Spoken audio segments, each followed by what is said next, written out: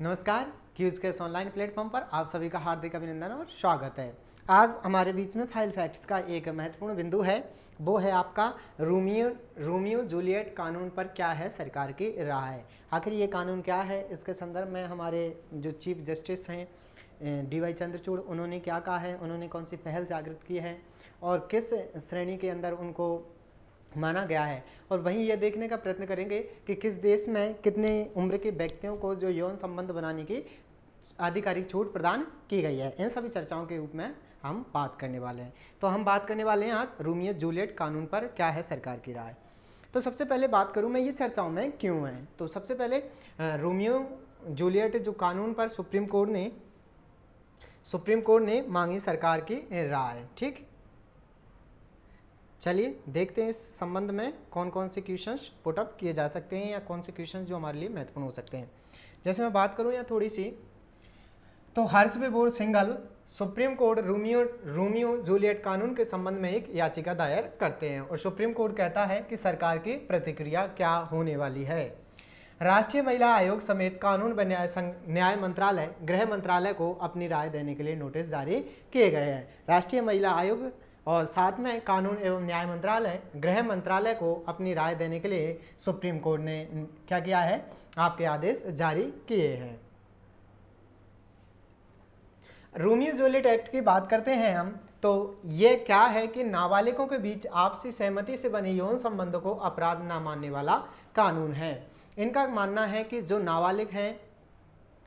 नाबालिग हैं उनके बीच अगर अपनी सहमति से यौन संबंध स्थापित किए जा रहे हैं तो वो क्या है, वो उनको अपराध ना मानने की श्रेणी में रखा जाए। ठीक है, आगे वही बात करते हैं हम। कई देशों में रोमियो जूलियट कानून लागू है और कितनी क्या है उम्र, तो हम बात करते हैं कि जैसे देशों में सहमति की उम्र, सऊदी अरब, पाकिस्तान, अफगानिस्तान, ईरान, लीबिया आदि देशों में सहमति की कोई उम्र नहीं है। इनके अंदर क्या है, सहमति की कोई उम्र निर्धारित नहीं की है।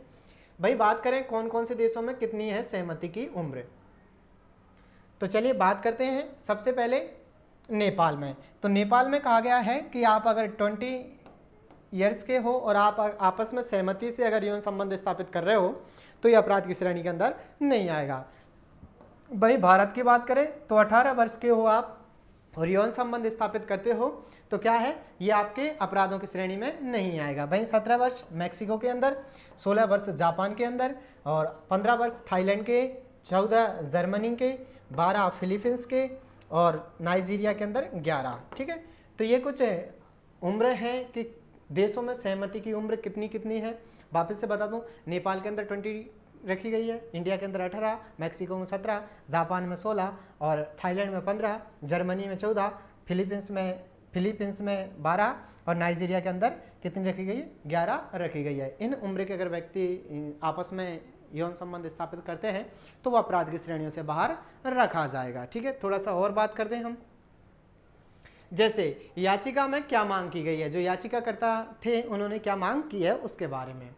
तो नाबालिगों के बीच सहमति से बने यौन संबंधों के मामले में बलात्कार से जुड़े कानून को चुनौती दी गई है। वर्तमान में 18 साल से कम उम्र के लड़के लड़कियों द्वारा अपनी मर्जी से बनाए गए शारीरिक संबंध कानूनी तौर पर अपराध हैं। इंडिया के अंदर क्या है, अगर आपकी 18 वर्ष से कम की उम्र है और आपके बीच में अगर यौन संबंध स्थापित किए गए हैं तो वो अपराध की श्रेणियों के अंदर आने वाले हैं। ठीक है, इस उम्र के किशोर शारीरिक, मानसिक और सामाजिक तौर पर सक्षम सोच समझकर आज़ादी से फैसला ले सकें। उन्होंने क्या कहा कि इस उम्र के जो किशोर हैं वो शारीरिक, मानसिक और सामाजिक तौर पर सक्षम हैं और ये सोच समझकर आज़ादी से फैसला ले सकें। यह याचिका में मांग की गई थी। अब बात करूं सुप्रीम कोर्ट आर्टिकल 32 और आर्टिकल 142 में दिए गए अधिकार का प्रयोग करते हुए कैसे कि आर्टिकल 22 अन्य मौलिक अधिकारों के हनन के समय नागरिकों को उनके मूल अधिकारों की रक्षा करने का उपचार करेगा। हम सभी को पता है आर्टिकल 22 संवैधानिक उपचारों का अधिकार है। अगर आपके मौलिक अधिकारों का हनन होता है तो आर्टिकल 22 आपके मौलिक अधिकारों के हनन की रक्षा करेगा। भाई बात करते हैं हम अनुच्छेद 142, सर्वोच्च न्यायालय अपने समक्ष लंबित मामलों में पूर्ण न्याय प्रदान करने हेतु आवश्यक डिक्री या आदेश जारी कर सकता है।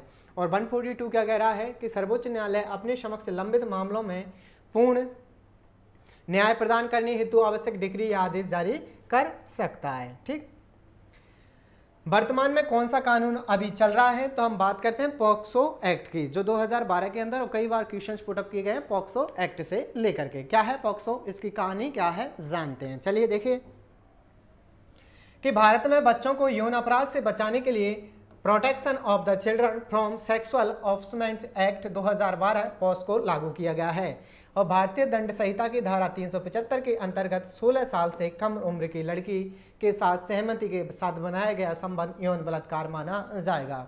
अगर लड़की की उम्र 16 साल से कम है, अगर उसके साथ फिर भी यौन संबंध स्थापित किए जाते हैं या अनुचित कोई कार्य किया जाता है, तो वो आपके बलात्कारों की श्रेणी के अंदर आने वाला है। ये कहा गया है पॉक्सो एक्ट 2012 के अंदर। हमसे पूछा जाए पॉक्सो की फुल फॉर्म, तो पॉक्सो की फुल फॉर्म हो जाती है हमारे protection of children from sexual offence act 2012। ठीक है ना, इसको आप याद रखना कि अगर 16 साल से कम उम्र के यौन स्थापित किए जाते हैं तो 375 के तहत क्या माना जाएगा, बलात्कार का दोषी माना जाएगा।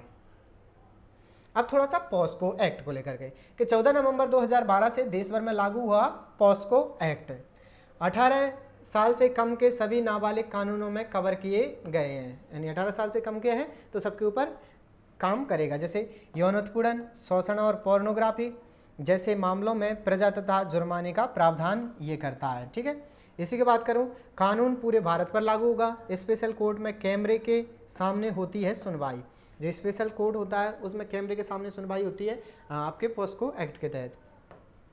कानून में फिजिकल के साथ ही ऑनलाइन हैरेसमेंट को भी कवर किया जाता है। जो ऑनलाइन हैरेसमेंट है फिजिकल के साथ, ऐसा ही नहीं कि आप ऑनलाइन तरीके से भी अगर कोई अनुचित या असामाजिक घटनाएं करते हैं तो उसको भी आप चुनौती दे सकते हैं। ठीक है, अब बात करते हैं हमारे जस्टिस चंद्रचूड़ की पहल के बारे में। ठीक है, तो दिसंबर 2022 में जस्टिस चंद्रचूड़ ने कानूनी सुधार की गुंजाइश जताई थी ताकि पॉक्सो जैसे सख्त कानून की वजह से नाबालिग रिश्तों को हमेशा अपराध के दायरे में ना रखा जाए। ठीक है ना, इनका मानना यह था कि पॉक्सो जैसा जो सख्त कानून है उसकी वजह से नाबालिगों के रिश्तों को हमेशा अपराध के दायरे में ना रखा जाए। मुख्य न्यायाधीश का कहना था कि कर्नाटक तथा मध्य प्रदेश हाईकोर्ट सहित कई हाईकोर्ट भी इस बारे में चिंता जता चुके हैं। यह बयान था हमारे chief justice of India DY Chandrachud का। आगे बात करें राष्ट्रीय परिवार स्वास्थ्य सर्वेक्षण। राष्ट्रीय परिवार स्वास्थ्य सर्वेक्षण 5 39% महिलाओं ने जब पहली बार यौन संबंध बनाए तो उनकी उम्र 18 साल से कम थी।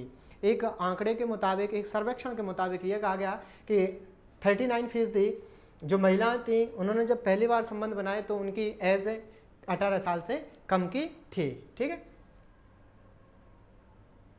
पक्ष में तर्क की बात करते हैं। क्या कह रहे, लड़के और लड़कियां 18 साल से कम आयु में यौन संबंध बना रहे हैं। ये संबंध के यानी जो पक्ष था उसमें तर्क रखा गया कि जो 18 साल से कम के लड़कियां हैं वो क्या कर रही हैं, यौन संबंध स्थापित कर रहे हैं। कानून के समक्ष जब ऐसे युवाओं के मामले आते हैं तो देखा जाता है कि परिवार इज्जत के नाम पर लड़के के खिलाफ पॉक्सो का मामला लगा देते हैं। जब ऐसे मामले आते हैं तो लड़के के खिलाफ पॉक्सो के तहत क्या लगा देते हैं, आप मामला लगा देते हैं। भाई कुछ मामलों में परिवार शादी के लिए बाद में मान जाते हैं, लेकिन कानून तो वही है, सजा देगा जो प्रावधान होगा। ऐसा नहीं है कि बाद में आपने ये अपने पॉक्सो एक्ट के तहत इसको बाद में कह दो कि आप हम इनकी शादी कर पा रहे हैं, लेकिन एक बार जब कानून की नज़रों में आ गया तो कानून तो सिर्फ वही सजा देगा जिसका प्रावधान किया गया है। हम बात करें पॉक्सो कानून आने से पहले अगर लड़के और लड़की 15 साल के होते थे और शादी कर लेते थे तो सज़ा माफ़ हो जाती थी। पॉक्सो कानून नहीं था उससे पहले ये प्रावधान था कि 15 साल के लड़के लड़कियां अगर यौन संबंध स्थापित करते हैं और घर वाले बाद में शादी के लिए राजी हो जाते हैं तो उनकी शादी करवा दी जाती थी। लेकिन वर्तमान में पॉक्सो के आने के बाद में ये परिस्थितियां बिल्कुल विपरीत हो जाती हैं और फिर उसके लिए सजा का प्रावधान रखा गया है। ठीक है, विपक्ष में तर्क, ये तो पक्ष में तर्क थे। अब विपक्ष में तर्क क्या है कि कम आयु में युवा रोमांटिक रिश्तों से संबंध बना रहे हैं, इसका मतलब ये नहीं है कि इनको कानून बना दिया जाना चाहिए। ठीक है ना, आजकल देख सकते हो आप छोटे छोटे बच्चों को एज ए उम्र का प्रभाव भी होता है। ठीक है, तो वो इस आयु के अंदर अपने संबंध स्थापित करने लग जाते हैं, तो इसका मतलब ये नहीं है कि उनके लिए आप कानून ही बना दो। ठीक है ना, ये रोमियो जूलियट एक्ट को इस आयु में युवाएं हार्मोनल बदलाव होते हैं, लेकिन इससे लड़कियों पर होने वाले शारीरिक असर जैसे वो गर्भवती हो जाती हैं, ठीक है, और उसके बाद में आने वाली तकलीफ़ों का मानसिक प्रभाव देखा जाना चाहिए। दूसरा तर्क ये रखा था कि इसकी वजह से जो गर्ल्स हैं वो प्रेग्नेंट हो जाती हैं, इसकी वजह से क्या होता है, उनको कई समस्याओं का सामना करना पड़ता है। तीसरा तर्क दिया था कि सहमति को केवल हाँ या ना की दृष्टि से नहीं देखा जाना चाहिए, बल्कि ये भी समझना चाहिए कि हाँ कहने के बाद उसका नतीजा क्या होगा।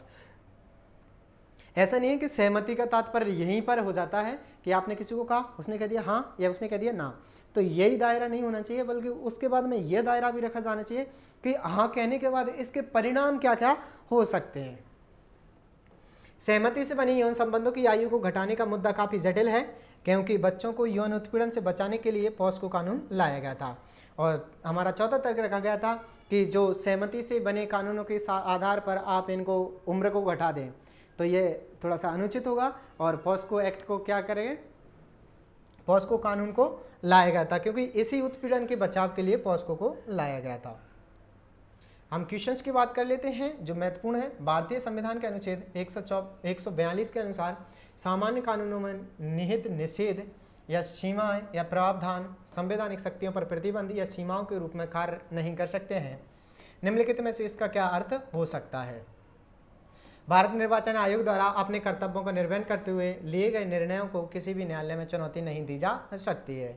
ऑप्शन बी, भारत का सर्वोच्च न्यायालय अपनी शक्तियों के प्रयोग में संसद द्वारा निर्मित विधियों से बाध्य नहीं होता है। ऑप्शन सी, देश में गंभीर वित्तीय संकट की स्थिति में भारत का राष्ट्रपति मंत्रिमंडल से परामर्श किए बिना वित्तीय आपातकाल की घोषणा कर सकता है। ऑप्शन डी, संघ विधानमंडल की सहमति के बिना राज्य विधानमंडल कुछ मामलों पर कानून नहीं बना सकते। कमेंट में आपके जवाब का इंतजार रहेगा।